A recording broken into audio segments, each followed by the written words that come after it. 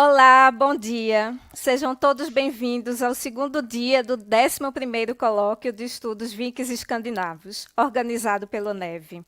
Eu sou Andrea Caselli, membro do NEVE, e vou guiá-los hoje nesta conferência. Estamos com o professor Gísli Sigurðsson, que nos dará agora uma grande conferência, e teremos a oportunidade única de aprender mais sobre a Edda e as sagas. O professor Gísli Sigurðsson atualmente é professor pesquisador e chefe do Departamento de Folklore do Instituto Árni Magnusson, na Islândia. Ele leciona no Departamento de Folklore da Universidade da Islândia e foi professor na Universidade de Stavanger, na Noruega. Ele também atuou como professor visitante na Universidade de Manitoba e na Universidade da Califórnia, em Berkeley.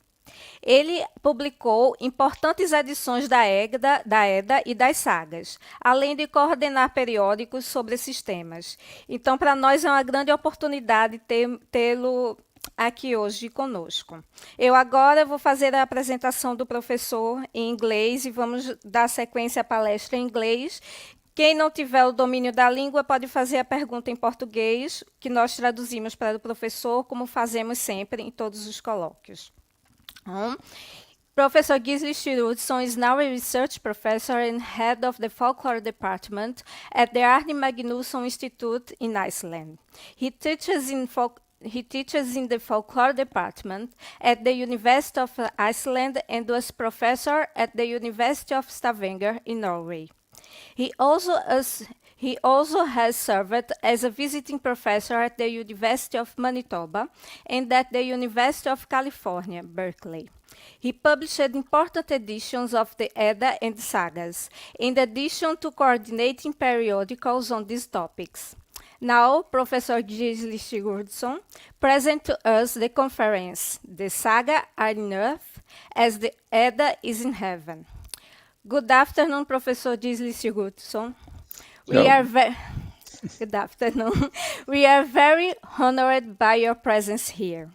Thank you very much for accepting our invitation. And now I give the floor to you. Thank you.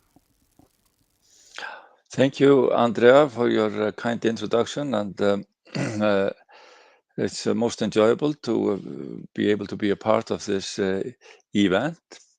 And I will now try to share my slides here and hope they are coming up on your screen with the title, The Sagas are on Earth as the Edda is in Heaven. And the idea is to speculate and talk about how the texts that we refer to as the Sagas and Eddas are describing and interpreting the world we live in. And you see here on the front page well-known waterfall in Iceland, northeast of Iceland, called the Waterfall of the Gods.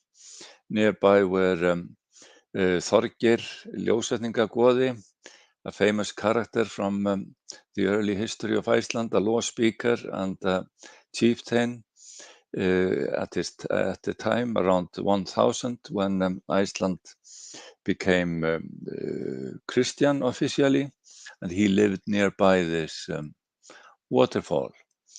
And the name, of course, refers to the pagan gods rather than the Christian one. And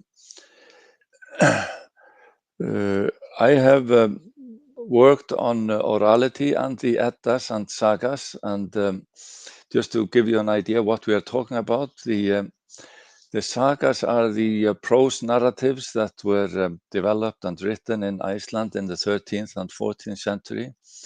With the term, we are usually referring to the secular stories that deal with the people of Iceland and the kings of Norway and the Viking Age heroes that were traveling in the Viking world, or sometimes also called the legendary sagas, Fornaldarsögur in the Icelandic. But the term can, of course, also be applied to the hagiographical literature that was translated and rewritten in Iceland, as well as the courtly romances and and other types of texts, even though in the context today, I am only referring to the secular Icelandic part of the genres. The Edda, or the Eddas rather, are two works. There's a prose Edda and a poetic Edda. The prose Edda is assigned to Snorri Sturluson, a chieftain who was killed in 1241 at a good age, having achieved many of his lifetime goals, and political ambitions were fulfilled in many respects. We'll talk more about him later. And he wrote a textbook about the mythology referred to as the Eddas, and then we have a poetic Edda as well that is a collection of poetry, because poetry was perhaps the earliest export, or and provided the prospect for a prosperous artistic career outside of Iceland. Court poets who were composing not in the same meter as the poems of the Edda, but rather court poetry, referred to as dróttkvætt in the Norse language. Skaldic poetry also is used in English. This is poetry that is composed by professionals for a professional market of earls and kings, where people could be rewarded and expected to be rewarded well, and even employed as court poets, like local historians. They were recording the history as they went along, but also had the obligation to remember the past and the earlier poems about earlier kings that were in the line and often the ancestors of the current ruler. So this required also systematic learning and training, and a vocabulary that was just used in this type of poetry. We'll talk more about that later. Meters, poetic meters that were just used in this courtly poetry. Different from everything else we know in Germanic poetry, but with similarities in the Irish tradition. All of this literature, because even though it has roots in oral tradition, it has come down to us as literature, presents and preserves memories that go back into the distant and long gone past, describing a world that is now completely lost to us, but also coming down to the present of the writing, perhaps also being informative about that time, how people remember the past, how they interpreted their memories, and which memories they continued with and cultivated and passed on to the next generation. All of this is something that we can think about in connection with these texts, and see how the worldview develops, and what it is that they remember. And the interesting thing, perhaps for the present context, is that they remember that there was a pagan past before they became Christian, as they all are at the time of writing, but they still have memories that go back to the pre-Christian period. And that is part of what is unique about these texts. They are not written in the medieval religious Christian style, but they are open to the idea that there was a different system of beliefs before Christianity arrived. And Christianity is, of course, brings with it all kinds of new ideas, and that start to brew and develop in a society. It takes time for it to establish itself. There's a lot of the pre-Christian ideology, social system, ways of doing things that continue, but gradually the Christian church becomes an institution after the acceptance of Christianity in year 1000. It takes half a century for the people of Iceland to establish a seat for the first bishop in the country. So you see, it's a slow process. It's not as if everyone is converted and changes their mindset in one go, and that is part of the explanation why we have so many memories about this pre-Christian past in the texts that were not written until the 12th, 13th, and 14th centuries. And they have had then plenty of time to construct how they want to remember this, what they want to tell us, and how they are presenting for posterity the memory of the past. And the way this is constructed in our earliest text is that we are told that this is a democratic decision taken at the Alþingi by the led at the time by the Þorgeir chieftain that lived near our waterfall of the gods that you saw on the first slide. And the Alþing was a semi-democratic institution, democratic in the sense that people who had the right to be there, and they were representing also the free farmers of the country, even though they didn't vote in our sense, and women didn't have the right to participate. People of lower social status were, of course, not within the system, but within the upper class of males, there was a semi-democratic system of decision-making. And the law speaker was elected in for 3 years at a time. And this was an oral institution. So the law speaker was responsible for remembering orally the law and pass it on and cultivate it and make sure that everyone agreed that the law as he remembered it was the right version of it. And for that purpose, he would tell stories and negotiate with the others, other chieftains. But with the book that Christianity brings with it, and the book culture, and the idea of writing down these texts, these notions of what is legal, what is law, this gradually changes. The text is fixed, and this we see is happening more than 100 years after the Christianity is accepted in the year 1000, shortly before the first historiographical text is written in the 1120s, that at the instigation of chieftains that are close to the church, people start writing down the oral traditional law. And this is a process that must have taken a long time.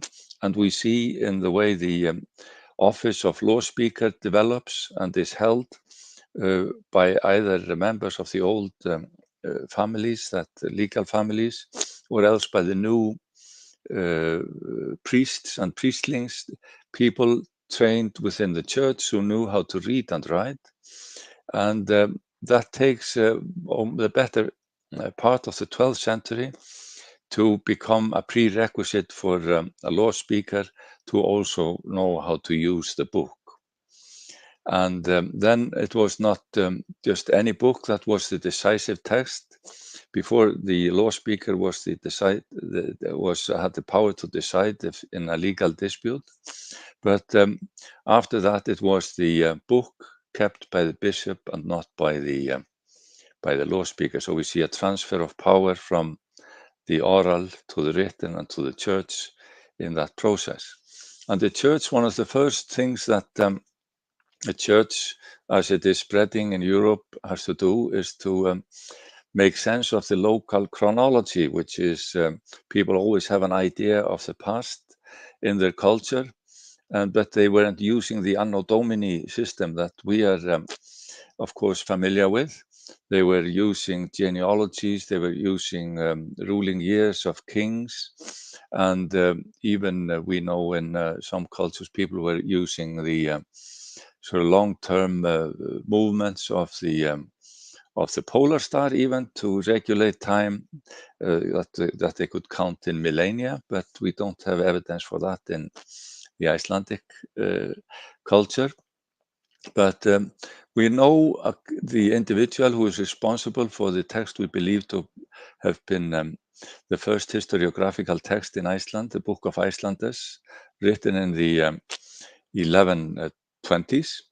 And there he is constructing a chronology based on the ruling years of the law speakers in the country. He knows the line of law speakers, how long each of them served, and that is how he then builds up the chronology with the Christianity, acceptance of Christianity in year 1000, the establishment of the Alþingi in the year 930, and then the settlement proper in the 870s.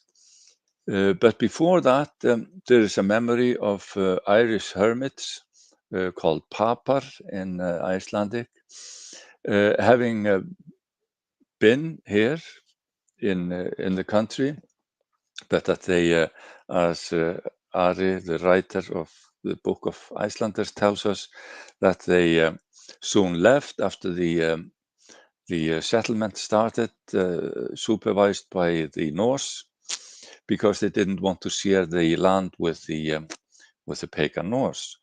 And we don't know if they were killed or if they left of their own free will, and how many of them there were, or that is a major problem. The text tells us that they left a few things behind, that books and bells and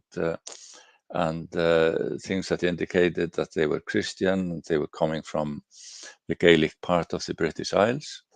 And we have some caves in the central south of Iceland that have tentatively been dated to around 800, man-made caves with crosses carved in the walls that are of a similar type as we have in the west of Scotland and in the Isles, the Hebrides. So, but the dating is notoriously difficult of these. So it's still an open problem for debate. But the memory still of the regions where people were coming to Iceland is still alive in the 12th and 13th century, and they describe a complete systematic settlement of the entire country from different regions of Norway and the Norse colonies in the British Isles. Both people are coming from Dublin and the Hebrides, Scotland and Orkney and Shetland. And we have a notorious document called the Book of Settlements, which I often claim would be, I think, a prize-winning cultural achievement. If we ever had the Olympics in cultural products, then we would, I think, get a medal for the Book of Settlements, because it sort of covers the entire country clockwise. Who came first, what piece of land they claimed, what was their background. Of course, the information is not always complete, and who were their descendants, how they were interconnected within Iceland, to which families they belonged, and with which families they were working and cooperating, and so on. So we have a complete picture, in a sense, of the leading characters, the leading males. Most of the time, women could also claim land, but most of the leading settlers were males of Norse origins. And what is notorious with this is that when they arrive, there is no native population except for the Irish hermits that were probably here, and we have no reason to really doubt that. even though we have had difficulties in confirming it with archaeological evidence. We have, of course, references to these hermits visiting land that must be Iceland, both in Bede, the Venerable Bede, and Irish author Dick Quill, who is writing just before 800. So we will eventually, I think, come up with the archaeology for the Irish hermits. But the main settlement, though, is of a virgin territory. So Iceland is one of these big land masses on Earth that are settled last by humans. So the other two being New Zealand and Madagascar. And Iceland is the only the piece of land on Earth where we have this relatively complete record of the first habitation of humans in the country, describing the land quality, the landmarks, the land claim, and who then were the descendants of these first settlers. So now in the present day culture of Iceland, we can all trace our families back to these first settlers that we have records of in this book of settlements. When we broaden this up and take the literature with the more extensive narratives, the sagas, there are short versions of them often contained in the Book of Settlements. We don't just have genealogy and sort of basic information, but also quite often short stories about what happened to these people. But in the longer stories, the longer sagas, they explore the background in more detail. So we get a picture of the lands they were coming from, Scandinavia and the British Isles. And these are memories that must have been kept alive within Iceland for generations, because they draw up a picture of the homelands. We see what emerges from the text is a picture of Norway, a long land with several places, central places where the kings have their residences, how you can travel by boat or by land across to Sweden, or several inland routes within Norway are described, and also how you have to sail around the country, and from which location in Norway you should depart if you're sailing to Iceland, because the technique was to sail straight west and find Iceland with that method. When it comes to the British Isles, we have a fairly complete picture. These are all the place names in the British Isles that we have in the family sagas, not in the king sagas and not in other sources, but just if we take the sagas of Icelanders that are set in Iceland mostly, but they often go on trips, peaceful or not so peaceful, to other countries. So the text draw up a complete picture of the British Isles, with England being towards the south, Wales, or Bretland as it's called, to the west of England, Scotland to the north of England, Ireland to the west, with a sea between, where the Isle of Man is located, with the Hebrides north of England and west of the fjords of Scotland, and with the Orkneys north of Scotland and Shetland further north. And all of these place names are located in the text with references where they are relative to somewhere else. So the text uses directions, and you get a sense of distances and how to get to this part of the world and away from it as well, both from Iceland and from Norway, and what to expect when you come there in terms of vegetation and the population group. So This, I think, links up with one of the functions that these texts had when they were part of the tradition and the oral memory of the people. They were keeping alive the knowledge of the past and the knowledge of the world, mapping out the world and how to travel in it by describing sea routes or sea routes and roads across the land. And also when they start exploring the lands west of Iceland, Greenland first, and then the big continent beyond Greenland, which they become aware of.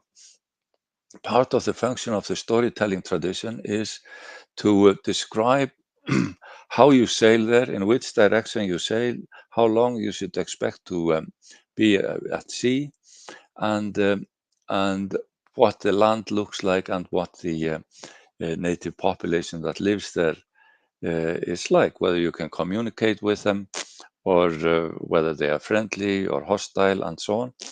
And that is the message that we get is that the natives in what we now know as North America, but what they called Vinland, land of wine and grapes, they are too hostile, they're too difficult to communicate with, so they withdraw from there.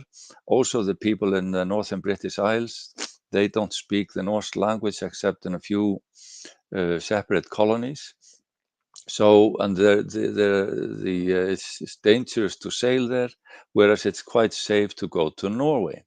And that is the situation in the 12th and 13th centuries. This is a portrait of our man Snorri Sturluson, the chieftain who I mentioned earlier, was killed in 1241 with a feather pen in hand.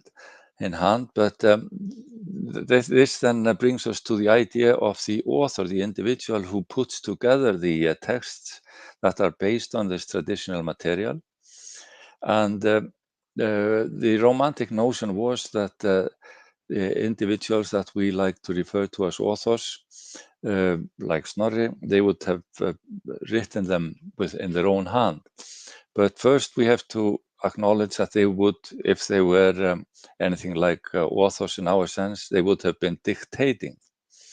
The term for author is used in the Old Norse context for poets of the skaldic poetry, the court poetry, because they are constructing their poetry in a very conscious way, choosing the words and the meter where everything has to fit. So they are the authors of their artistic products, but storytellers are not regarded as authors in the same sense. So that may be one of the reasons why we don't have any name of an individual attached to the sagas. They're all anonymous, even though we suspect that our man Snorri may have been behind some of them. And the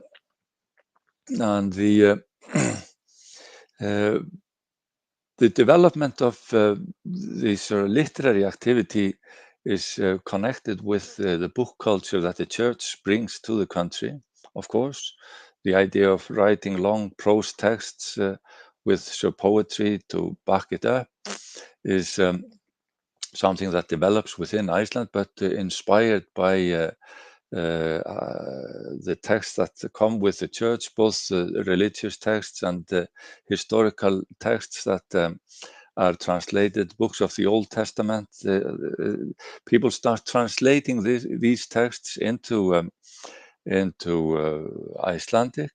History of the kings of Britain, and classical texts from Rome and Troy, and these are translated into Icelandic prose works, and when the courtly literature starts to develop and become popular in Scandinavia in the 1220s, that seems to inspire individuals like Snorri to start using the book also for his own cultural benefit and status in the world, because Snorri is brought up in oral culture. He learns the art of court poetry, the art of storytelling, the art of the law in an oral manner, and it's in his time that the book is taking over. And part of his oral training is in the myths of old, and because they form the background for the imagery and the poetic diction that is used in the skaldic courtly poetry, which he was trained in and which he studied as a young man and was able to compose in a professional manner. And one of the brilliant ideas that, and perhaps the most brilliant, he comes up with in a culture in the early 1200s in Iceland that is already immersed in the clerical culture and learned culture of the time, with lots of translations of texts that the people that were trained within the church could study. But Snorri could not study in written form. But he comes up with the idea that to write a textbook for young poets with all the background learning that they require in order to be able to compose this exceptionally complicated courtly or skaldic poetry. And for that purpose, they have to be well trained in the pre-Christian myths of the North. So, and in the mythological cosmology, or perhaps in the mythological terms for the cosmology. And we see in the stories that Snorri is telling in particular is a good example of a story of when the thunder god Thor goes fishing for the Midgard serpent that you see a picture here of from a 17th century manuscript written on paper in Iceland. We also have it on stone sculptures in Sweden on the earlier slide, and pictures, stones in England and Denmark that have been interpreted in the same way as being reflections of the same myth. We have skaldic verses referring to that myth, all combined into the text of Snorri's Edda, where he is describing how you can construct what is called a kenning for the god Thor. And kenning is this circumlocution that they use in the poetic language to make it more obscure and more difficult to understand from our perspective for the most common terms like man, female, gods, swords, all the most frequently used terms in courtly poetry that they try to reformulate in order not to repeat themselves, in addition to having many words for the same phenomena. But we see from the reference in the skaldic poetry, we also have Eddic poetry that tells the same story, and Snorri tells it, and we have it on these picture stones, that he is reflecting a tradition that was widespread in Scandinavia and the British Isles in the Norse culture, and he is not making these stories up as he goes along. And that brings us to the oral tradition that he is brought up in, and where all of this information was mediated, where the stories had the function of informing, of course, the people about how to get from one place to another, what the world looked like outside of Iceland, and how you interact in your culture. Of course, the sagas, the local family sagas, they are very much about well, now a problem comes up in your farming community. You don't disagree on the drifted goods that come onto the beach, be it a whale or timber, or grazing rights in the mountains. Who has the right to put their cattle or sheep out up on the hills? And how do you solve these problems? How do you deal with it legally, ideally? Or how do you use your physical force, perhaps, to deal with it as well? So the texts, they have a very practical role in that sense that they help people orientate themselves in the world they live in. They spell out the rules of conduct, what is right and what is wrong. And when it comes to the mythology, then we have to look up. The gods, they are not living here on Earth, but rather for all the Indo-European cultures and for other cultures in the world as well, the gods are usually located in the sky. And in order to start thinking about that idea that the gods are in the sky, we still have it in the vocabulary of Christianity, of course, that God is somehow in heaven. But we don't take that literally any longer because now we have a different worldview. We are not living here on so relatively flat, even though it may be a slightly curved Earth with the heavenly dome above us, but we are rather on a Earth as a planet that is moving around in the solar system, which was certainly not the idea of the world that people had in the medieval period, but rather the sky was a lively dome above them with all the stars, with all the planets, with the sun and the moon moving there in a fashion that fascinated people for millennia. And this is where all the myths of humanity are set and placed, and they're explaining all the movements of the heavenly bodies and what people have in front of them, ever-changing sky. Of course, the planets, they're constantly moving, and there are other things that are more stable up there. So, but still there is a cyclical movement through the year, and this is what all human cultures have experienced and interpreted in their mythology. And that is how Snorri starts his textbook, the Edda, the handbook for young poets, is that he sets out with a character, a king of Sweden, who goes out in the world to find out what it's like. He starts, of course, with a prologue explaining that even though these stories are about pagan gods, they should not be believed in any such way, because everyone knew that God Almighty of the Christian Bible is the only true God. But these were stories that the people used to tell, and characters that they mistook for gods in the olden times because they didn't know any better. So that is the formulation, which was common enough in the Middle Ages as an excuse to then proceed with telling of the myths of pre-Christian times that Snorri knows as a part of the study of this Gaelic poetry, not as a part of any religious ritual or pagan ritual. So that is important in order to understand why he still remembers this. It is part of cosmological knowledge, part of the cultural background and frame of reference for the imagery of the courtly poetry, and it's not part of him or his sort of practicing any heathendom in the usual meaning of that word. So, a king of Sweden, he meets this threefold divinity out in the world that he enters, that up to that point is just as the world we live in now.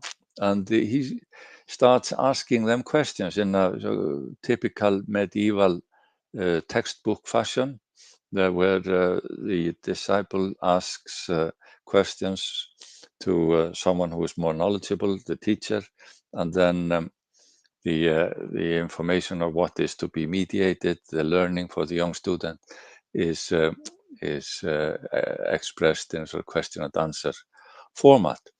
Snorri starts off with this idea, but then he just starts telling the stories without continuing with all the with the questions always being part of it. And they explained to the king, start drawing up a notion of how the world came to be, how it was created, and how it came to look the way it looks today. And then they start explaining to him the phenomena that he can see above him in the sky. You see, he's looking up, and he is quite surprised that all of these magnificent phenomena are in the sky, and you tell great tidings from the sky. The student says, and then we have often ignored this as a literal reference, but if we take it literally, it comes to mind that in the 19th century folklore in Iceland, we have explanations of these sun dogs and moon dogs as well. This phenomena that can sometimes be seen in certain weather conditions. I don't know how familiar you are with that in Brazil, how often you see the sun like that with a huge circle around it and these two light dots on both sides, referred to in English as sun dogs. And the folklore of the 19th century tells us that these are the wolves that are running before and after the sun.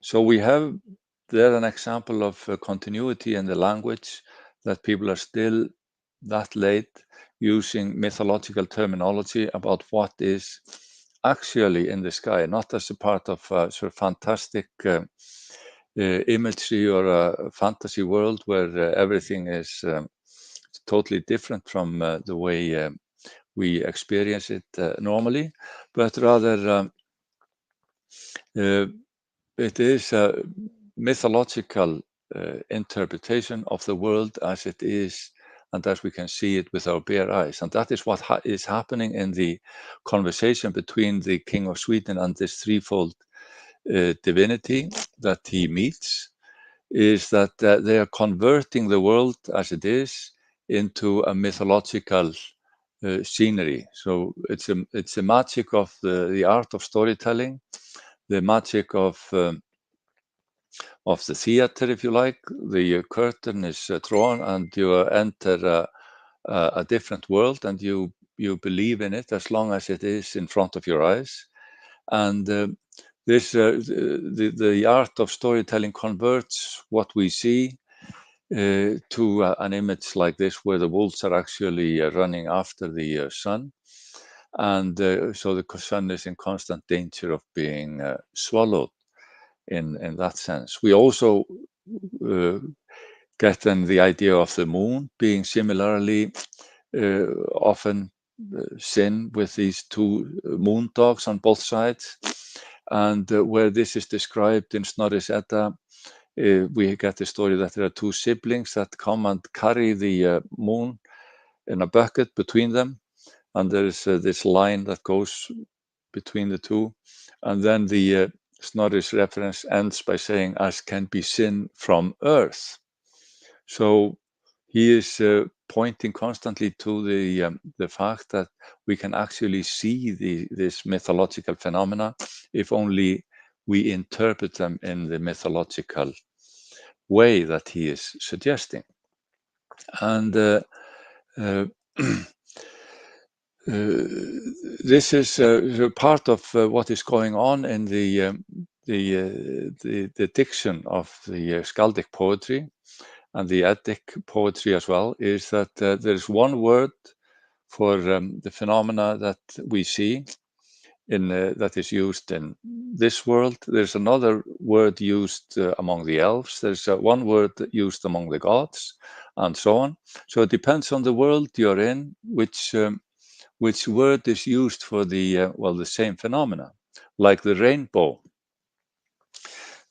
Snorri spells that out to us. You humans, you may know this as the rainbow, but this is really the bridge, bifröst, that can only be traveled by the gods. So the gods can ride on the rainbow that they refer to as bifröst from earth to the sky. to their meeting point in the sky. And this is spelled out, this way of thinking, spelled out for us also in one of the Eddic poems called Alvísmál, where every stanza lists different terms for the same phenomena, depending on which world, human, divine, elves, and so on, it is used in. So this is a way of thinking that we have to adjust to before we start interpreting and reading the mythological material that is written down in the 13th century. Must always remember that it's not text from practicing rituals, but rather a text that people use to describe the world around them in the mythological terms, like the world tree, which is the first phenomena in the sky that the threefold divinity explains to the king of Sweden, that there's a tree trunk in the sky that spreads all over it, and it is whitish, transparent, like the little membrane inside the shell of an egg, and it doesn't give us an interpretation like in the case of the rainbow, where it spells out that you may call it rainbow, but it's really the bridge of the gods.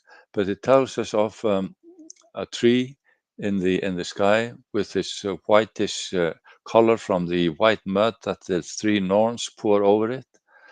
And if you start looking up in the sky, even more so in the southern hemisphere, where the Milky Way is much brighter than it is here in the north, because on your side of the globe, you're looking into the center of our galaxy, whereas up here we are looking out of it, so it's much more faint here, but still bright enough if we don't live in a light polluted area.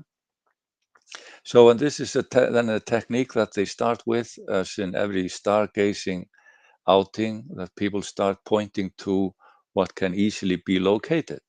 And then we don't know where to go from there. The only sign, the only star sign that we know for sure, a pre-Christian name for, is that of what is called in English the Hyades. It's a V-shape sign in the Taurus sign, up and to the right of Orion. Well, up from our perspective. It's I shouldn't be using up and down here, speaking to you on the other side. But yeah, we will have to turn it around.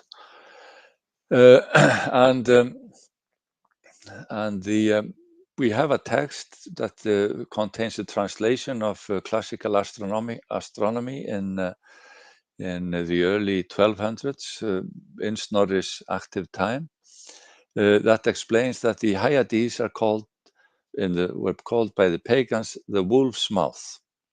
So we see it's very central, and Johnny has written on that, of course, that in connection with the Ragnarök myth, and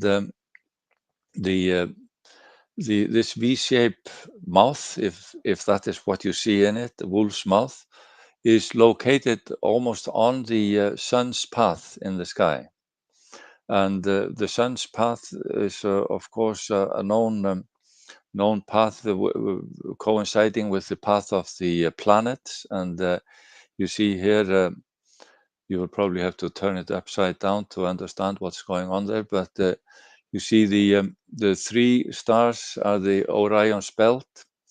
They're just right of the mountain top, and where I put over it an image of Odin from a 17th century paper manuscript. That is not, I'm not suggesting that Odin is Orion, but just to put it into a context. You see the Milky Way coming up there, and then the V-shaped wolf's mouth to the right, and the bright star there is Jupiter. So you see, Jupiter is roughly on the path that the sun travels on, and the sun, looking at this image, goes from right to left, and is passing the wolf's mouth in late May and early June. So it has to escape the wolf's mouth every year, and that is what it does, and thus we have reason to celebrate perhaps at midsummer, because the sun has once again escaped the immediate threat of the wolf's mouth that it had to pass. You see then the Pleiades are further up there towards the right on the picture. And this is, so immediately when you start using this mythological terminology for what is up there, you can think of Snorri's situation in Reykholt. Snorri was a chieftain in the west of Iceland, built himself a huge farm and a hot tub. There is hot spring water on the land, and he had not a jacuzzi, but a hot tub there that looked probably similar to this one, and a underground tunnel from the main farm building that went straight out to the hot bath. And we know in Iceland from modern times that if you really want to do some stargazing in winter, when the weather is cold, of course, and not nice to be outside, you really have to be in hot water, and then you can look at the sky above and speculate in the stars. And I'm proposing that this is where Snorri was teaching his young poets. We have a reference to him having two of his nephews there at Christmas, and probably telling them stories about what was to be seen in the sky, and explaining to them what was above there in mythological terms, because both of his these nephews, they became professional poets in the skaldic art, as Snorri was. So this would be the context for the teaching of this this mythological material, this vocabulary, and this art of poetry, which also constituted the obligation to, as I mentioned earlier, to learn earlier poems by earlier poets. And in one of the 4 manuscripts of the Edda that we have from the medieval period, we have this extraordinary list of poets that is constructed in a peculiar way. As you see, there are 3 columns with the names of poets, and then the names of the chieftains that they served are written on the side. And so you see, it's a visual representation of a system that you can use to keep track of time and of your chronology back in time 200-300 years. So you know the line of rulers, who came first, who came second, roughly how long each of them served, the same system as Ari the Learned used when he was establishing the chronology of Iceland by using the terms of law speakers. And in order to adjust his the traditional way of thinking about time to the Anno Domini system. So here we see a visual representation of memory culture, where people can construct a chronology back in time with the poems that they know by certain poets that were composed about certain kings and rulers, and then the stories told about them.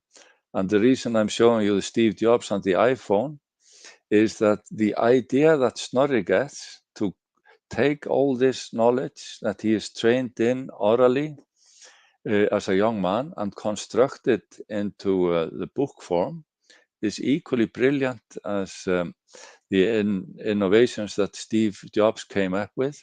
There is available technology in the culture, and he starts, that is the book culture, the writing of books and so on, and he starts using that technology for entirely new purposes in constructing this textbook with everything that the young poets have to learn. And in the process, he mediates all the myths that we know with reference to the sky, which was the memory tool of the oral training that he received, and also gives us a glimpse into how he could keep track of time by presenting this information about the rulers and the poets who served them, which was part of the oral learning of the time. And this is such a major feat that I think we cannot fully comprehend how big it is. Just if you try to imagine if you got the task of writing everything you have learned in a systematic fashion in one textbook. So it's a gigantic step to take to reconstruct your oral knowledge that is associated with something else entirely than the notion of the book with a beginning, middle, and end. And Snorri, he had participated already in the writing of historiographical texts about the Norwegian kings, which was a natural growth of what was going on in Europe. But the writing of the Edda is an absolute Dantean novelty. So Snorri is really an author long before Dante in that sense, in the stepping up and creating the Edda, which he constructed. But then he continues and probably is behind the writing of the oldest family saga about his forefather in the region where he lived, Egill Skallagrímsson. Of course, we don't know this for certain. We don't know the exact age of any of the sagas, but we know the oldest fragment of family saga is that of Egil Saga from around the middle of the 13th century, shortly after the death of Snorri. There are many features of the saga that point to Snorri as an author, so it's a speculative, tentative idea, but still has been elaborated on by many. And if we put it in this context of the Steve Jobs innovation that is in the Edda, then we see that the family saga is a continuation of that. Snorri has become familiar with the courtly literature being used to elevate the social status of his class. And that is what he is doing in Iceland with writing the family saga of his forefather, a trend that then catches on in the country, and every chieftain has a saga, local saga written.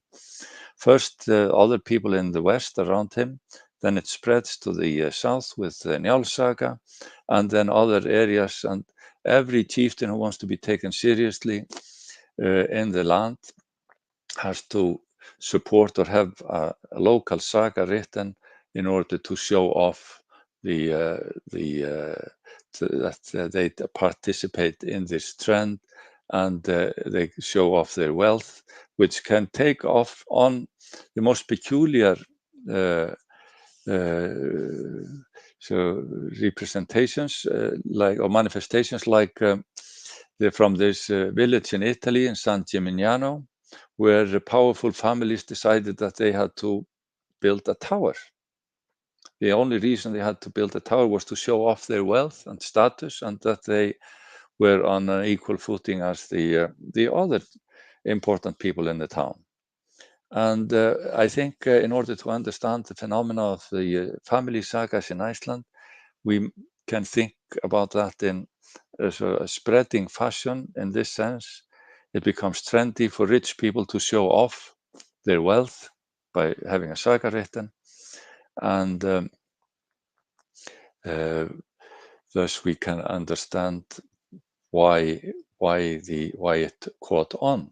And for us, of course, this is a window into the past that we are still enjoying. Thank you for listening.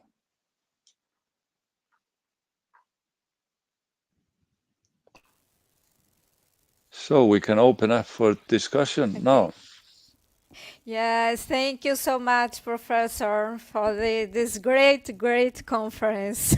Personally, I'm so happy to hear about the sky constellations, and especially about the mermaid's cave in, in the narratives. We have now 4 questions for you, okay? Mm-hmm. Yeah. Okay, the first question is from Professor John Langer, and his first question is: in the publications, you do not I'm sorry, objectively define which constellations would have been Thiazi's eyes and Orvandius too. But do you have any personal opinion about this? Yeah, of course, this is the first problem we always encounter, and the reference to the stars and the sky that is best known and also most mysterious. So unfortunately, I don't even try to guess what it might be, and I am trying because I think it's such an important idea for our overall interpretation of the material that I am not feeling any urge to start figuring out which is which, but I want to think about how does it affect our understanding of the sources and of the storytelling tradition that is behind the written texts that we have. And I think that is the first and very important question to understand the nature of the Edda as a source. And because we know from psychologists that when we communicate, less than 10% of the meaning is in the actual words we use. Then it's body language and it's the sound of our voice that is mediating almost 90% of the meaning that we are exchanging. And so this tells us that when we have a manuscript without a context from the 13th, 14th century with a text in it, we don't know how it was performed and what the oral culture behind it was and how this knowledge was mediated and cultivated and before it was written, then we must admit how very little we know. But if we can start thinking about the text in Snorri's Edda as a reflection of this memory technique of telling stories and placing the different mythological phenomena in the sky where they can be retrieved as from a written text almost, then we understand how this knowledge lived on for so long, not as part of any practicing paganism, but as part of the poetic elitist culture. So, and that then starts affecting everything we say about the mythology and how we read it in context and how we talk about the history of the religion in the north. Okay, thank you. The second question is also from Johnny Langer. The manuscript JKS 181242 only presented the native names of 5 constellations. Do you have an explanation for this? After all, if heaven was so important to the pre-Christian North, why not record other names? No, I think perhaps the key lies in this fact that the skaldic profession is a very elitist culture. We are so used to think of the culture of Iceland as a complete culture where everyone is sharing everything. But Snorri is a part of elite of poets that are charging money for their compositions, and their learning is kept within sort of confined society into which you have to be initiated. So Snorri is not writing his Edda to be published and read by all. That is just something that happens later. He's writing it for this very little exclusive group of young males that are capable and have been accepted for the training of poets. So the first thing we have to accept is that the mythology as Snorri is presenting it is a part of a knowledge system that is kept alive by a small elitist group of male poets. The translation in the manuscript that Johnny you are referring to is made within the confines of the church. So, and it is introducing the classical learned version of astronomy that is now taken over the knowledge system about the sky. And the general population probably never mastered this overall knowledge and overall system that Snorri is explaining in the Gylfaginning, but may have known a few star signs like the Orion's belt and Karlsvagnin, and these are mentioned in the text, and it's just by luck that we get this single reference to the wolf's mouth that was a sort of pagan, referred to as a pagan term, and of course we would have liked them to translate more. They translate the names of the planets with the names of the equivalent Norse gods. And they also expressly explain that when they've gone through that, of course, it's the sun and the moon for Sunday and Monday. And then it's Tyr for Tuesday and Odin for Wednesday and Thor for Thursday and Freyja for Friday. And then they don't know which name the pagans, which god's name the pagans had for Saturn. So I think that also is indication that they are translating what is generally known in the 13th century, that is the equivalent planet names. They would use everyone would know the planets because they are quite easy to detect. And everyone would know a few signs, but the overall system is something that requires more learning and skills. So I think that is part of the explanation why the priests that are translating the classical astronomy, they are not translating it into pagan terminology. That is certainly not what they want to do, because as was evident later, that the church even tried to Christianize the sky, because the classical astronomy is using the classical mythology, of course, for a frame of reference, but there was no immediate danger that anyone would start believing in the classical gods from the Mediterranean, but it was still a sensitive issue in Iceland in the 13th century that people should not believe in the old Norse gods. Hope that answers the question. Yes, answers the question. Thank you so much. The next question is from the Professor Gregory Cataneo, and this: would you say that the trend of writing family sagas planted by Snorri as per your theory of Ella being written by Snorri helps the helps the creation of a new elite during the age of Sturlungs?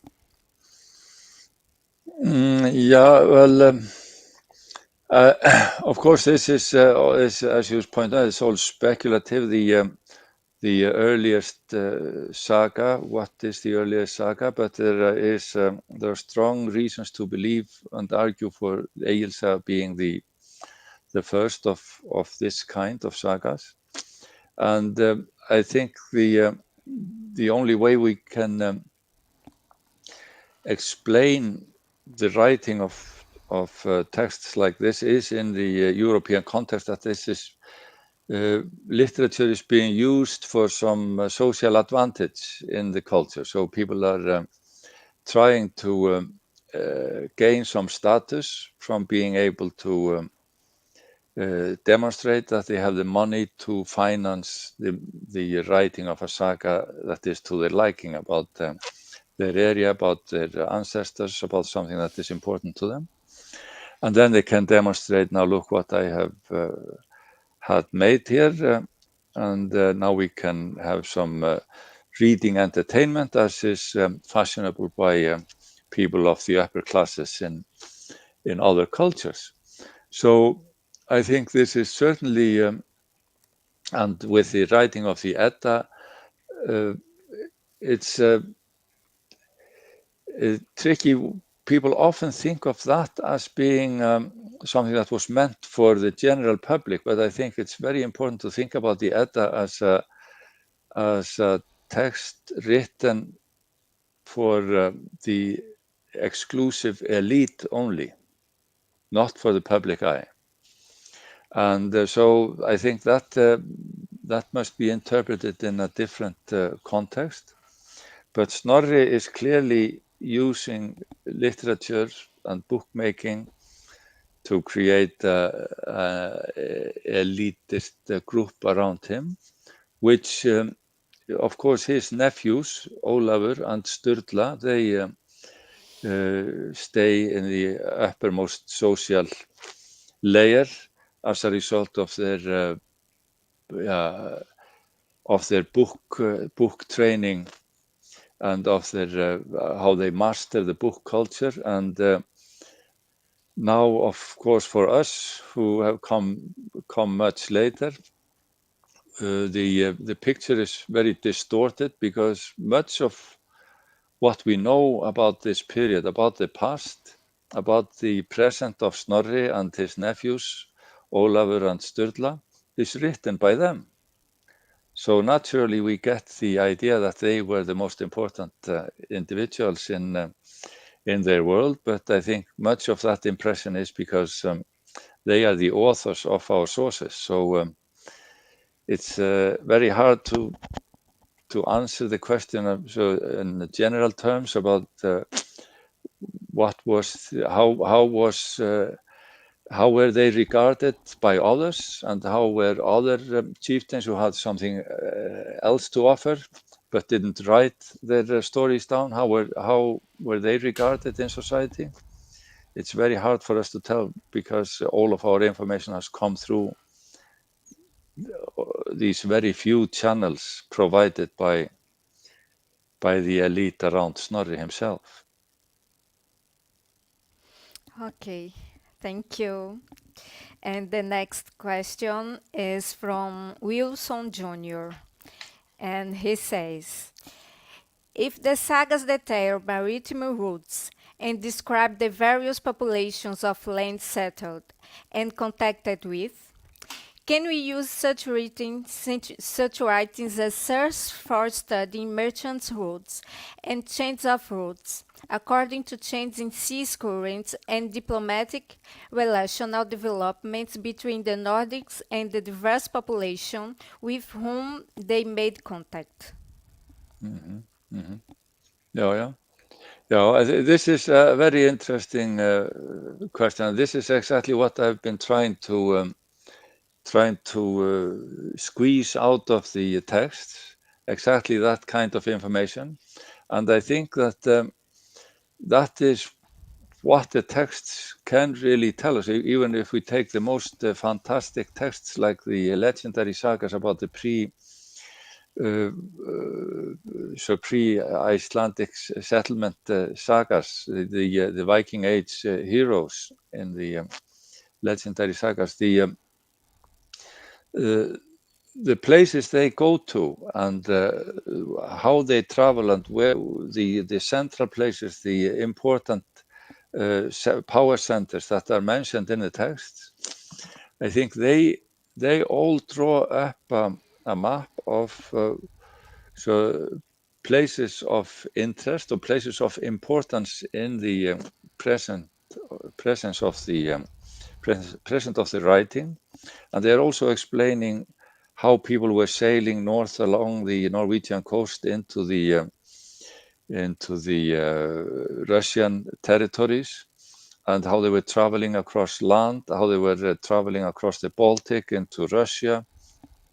When we combine all the descriptions of these journeys that we find in the text, with the idea in mind that we are constructing a mental image in the minds of the audience in Iceland who is listening to these texts, we see there's a combination of the memory and the present in the text, but they certainly draw up a picture of the most important sites and the most important travel routes that were frequented probably up to the time of the writing. So yes, the answer is yes, that the texts draw up this general map, but they cannot, of course, especially not for the earlier events, been used for chronological exact events that took place at exactly these locations, but rather they can be, we can demonstrate that they draw up this general picture of the lay of the land and the way people travel across the open sea. Okay, Professor, thank you so much. Our last question is from Caio Felipe, and he says, can the sagas help us to know how the laws were applied in the new lands, the colonies? Were they the same laws, or was there a new agreement? Mm-hmm. Yeah. This is also a very central and interesting question. The problem is that even though we have a collection of law that with the traditional law from the period in Iceland before Iceland became a part of the Norwegian kingdom, so a textual representation of the traditional law that was believed to have been accepted in Iceland for these years from 930 to 1262, 64. We cannot really be certain that the texts that we have in the manuscript, the two main manuscripts, are reflections of something that we could call oral law. So, but it's rather it's rewritten into the book form. The notion of law in an oral culture, which is where law is set by precedent, by telling stories about now we had this problem before, and then we did this, that, and the other in order to solve it, and that is very much how the traditional law is built up. And when they start writing this down, they need some new idea. How do we formulate this? How do we go about writing down what has always been oral? Because the oral law did not have a beginning, middle, and end, and chapters and so on as we have in the written version. And there's not the formulaic language in these law books that indicates that the exact text was ever preserved orally. But there are great similarities with the similarly early law from Norway. But we also see that people regarded the law within Iceland as being different, even though it had many parallels with the Norwegian law, and that's the memory they have of the law, is that they brought it over from Norway. But also we see that the people living in Greenland, who were descendants of immigrants from Iceland who left in the late 900s and built up the new community in Greenland. They had a notion of a separate law in Greenland. So it was not as if Greenland was ruled or governed by Iceland. It was just a separate community with its own law, as Iceland had its own system of cultivating legal practices through, I think, the art of storytelling, and that is when we start analyzing the family sagas, we see that they are very much built and structured around court cases about some problems that lead to legal disputes that then have to be dealt with in court with witnesses and rulings and so on. So if we would rewrite, and that is an idea from Carol Clover, rewrite the sagas that we know as prose narratives, we could rewrite them into the courtroom drama, that is for television, so that all the information that is presented about what happened and how things were dealt with, they can be rewritten as the testimony of witnesses in court, which is the basic structure of the court drama in television. So it's just the reason why it's written in this prose epic narrative form in Iceland is that was the literary form available at the time. But we could restructure it in another way, and that would give us, I think, a better idea of how the law in this culture functioned, with stories, with similar events that you could tell stories about, and how they were dealt with and how they were solved or not solved, because quite often there is a dispute between the legal solution of a problem or a dispute and then the practical solution, where you actually go and use your physical force to not solve the problem, but continue the problem, perhaps by further killing someone and then leading to another killing and so on. So the idea of the law and courtly ruling is often just an idea. It's just an idyllic solution that doesn't always work. If we take it to the overall saga world, it has often been pointed out that Njál's saga, the longest and most literary and perhaps best structured saga, encompasses the overall idea of the saga world that starts in paganism, where you have this hopeless law that doesn't really solve your issues, and you keep killing each other until finally you get Christianity and you're able to forgive and make a peaceful settlement that lasts with the help of love and marriage and Christian forgiveness. And that is how you finally reach the much wanted peace in the saga. And that is also what the overall family sagas are all about. It's about the transfer from paganism to Christianity, from violent society to a peaceful, structured world that we now live in today, or long for, perhaps, rather. The peaceful times never actually come, as we all know.